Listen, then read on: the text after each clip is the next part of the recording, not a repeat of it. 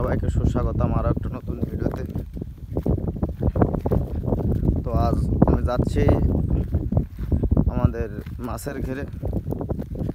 তো আমাদের মাছের ঘেরটা এখনো বেশ কিছু দূরে আছে রাস্তা থেকে। তো তার আগ মুহূর্তে অনেক সুন্দর ভিউ দেখা যাচ্ছে। তো দেখুন আপনারা, এই যে ঘেরটা দেখতে পাচ্ছেন,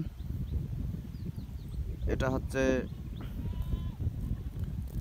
গণঘের বলে আমাদের এদিকে। মানে অনেক মানুষের জমি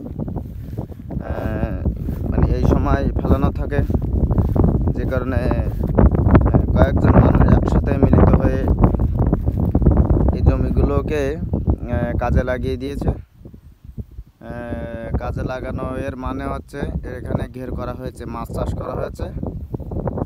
তো একসাথে 5 জন আছে, 5-6 জন শেয়ারে।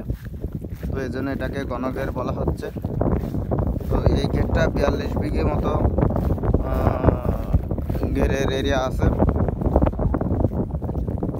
তো এই ঘেরটা করতে অন্তত পক্ষে 10 থেকে 12 লাখ টাকা তো খরচ হবেই, তার উঠতে গেলেও যেতে পারে।